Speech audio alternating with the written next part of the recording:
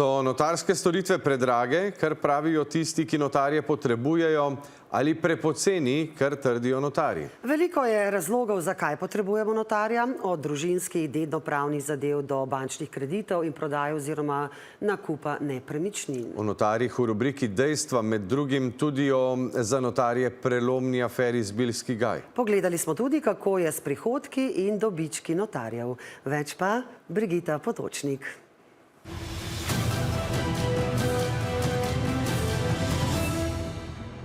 Pred dobrimi 30 leti, ko so notarji začeli z delom, jih je bilo 63. Do leta 2009 se je število notarskih mest povečalo na 125, nato pa začelo padati. Danes imamo 99 notarskih mest, zasedenih je le 88. Razlogi so upokojitve in odločitev ministrstva o nezapolnitvi notarskih mest na določenih območjih. Veliko je razlogov, zakaj potrebujemo notarja. 2 mladi družini sta ga zaradi nakupa stanovanja. Tukaj smo podpisali za hipotekarni kredit z banko. To je pač ena pogodba bila, druga je bila, ker smo imeli vsak svoj kredit. To je pa pač, ker je mogla iti prejšnja lastnica tega stanovanja, tudi k notarju. Leta in leta sanj Maje in Mitje Račiča o lastnem domu. Danes živita z 2 otrokoma v dobrih 70 kvadratnih metrov v velikem stanovanju v Kamniku. Zelo srečna, ker nam je uspelo. Obvezni del nakupa 180 000 evrov vrednega stanovanja pa obisk notarja. Vsi pravijo, ne, za vsak papir pa podpišeš, pa je to drago. Drži, res. Imaš tak občutek, ne, takrat, ko si tam, ker res ne traja dolg in res pa samo teh par papirjev podpišeš. Ampak tudi kaj avto kupaš, moraš avto iti pa na koncu še registrirati. Tako da veš, da te še njen strošek na koncu čaka poleg cene, ne? V njunem primeru je bilo to slabih 900 evrov. Kako težko je danes priti mladim družinam do stanovanja, razlaga tudi Andraž Domnik. Obe dve družine sta mogli skupaj stopati, da nam pomagata tudi finančno, da sva prišla do kredita. Še en strošek pa notarske storitve. Sva vedela, da nekaj bo prišlo, ampak ko so pa videla to ceno, tam naj jo pa res kar presenetilo. Zdi se ti tako, da je za mal, bom rekel, ker je to, da greš ti čez pogodbo, da ti ona v bistvu prebere stvari, ki so v pogodbi, mogoče kakšne stvari bolj opiše, da ti bolj razumeš, pa da si tam mogoče kakšne 45 minut, pa pride že čez 800 evrov, to se mi zdi bizarno drago. Poglejmo notarske cene v primeru nakupa ali prodaja stanovanja vrednega 300 000 evrov.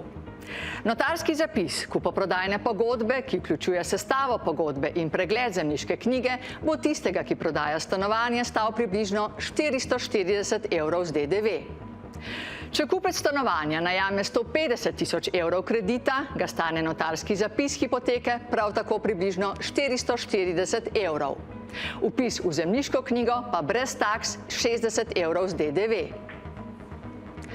Če imajo nekateri občutek, da so cene notarjev previsoke, pa so na Notarski zbornici Slovenije celo prepričani, da bi jih bilo treba zvišati.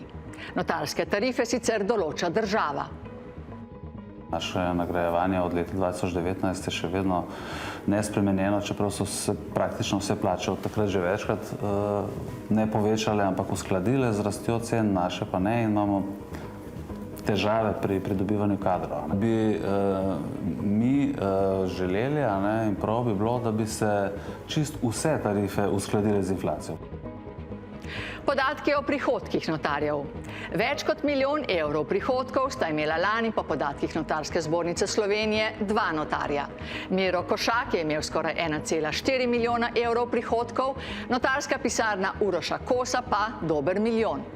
Na 3. mestu je Jernej Jeromen. Njegovi lanski prihodki so bili približno 874 000 evrov.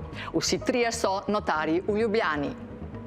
Niso pa še znani podatki o lanskih dobičkih. Je pa iz evidenc Fursa razvidno, da je imelo predlani 88 notarjev skupno skoraj 9 milijonov evrov dobička. Vsak od njih torej povprečno dobrih 100 000 evrov. Da ljudje velikokrat ne vidijo dela, ki ga naredijo notarji v ozadju in se zato njihove storitve zdijo predrage, pravi lani 3. najuspešnejši notar Jeromen. Za naprej so tukaj? Aha, reda. Hvala. Jernej Roman je notar v Ljubljani dobrih 8 let. Največ posla imajo v njegovi pisarni na področju civilnega prava. Družinske zadeve, dednopravne zadeve, bančni krediti, prodaja nepremičnin. Ostalo so gospodarske zadeve, prenosi poslovnih deležev, pripojitve, ustanavljanje družb. Je sicer notarjem v Ljubljani kaj lažje, glede na to, da je več nepremičnin, ki se prodajajo, kupujejo, več družb in skupščin? To težko ocenim, ker nikoli nisem bil notar izven Ljubljane. Lahko rečem samo to, da verjetno se po vseh podatkih v Ljubljani sklene največ poslov. Je pa res, da v Sloveniji imamo tudi en sistem določanja krajevne pristojnosti, kjer za določene vrste poslov pa morate iti krajevno pristojnemu notarju. Recimo? Lahko hipoteko sklenete samo pri notarju, kjer nepremičnina leži. Tudi Roman je prepričan, da njihovo delo, glede na vse večjo zahtevnost, ni drago. Mi dobivamo tukaj kar pogosto zdaj listine, ki so narejene s pomočjo umetne inteligence, ki so zelo, zelo problematične in zelo pomanjkljive.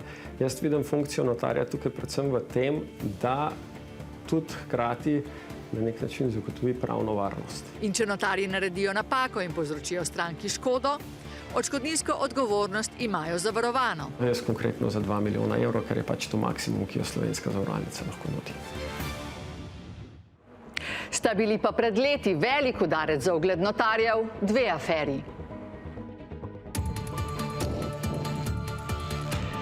Jokala sem se zraven, mislim, da hišo prodala, pa nisem imela kam iti.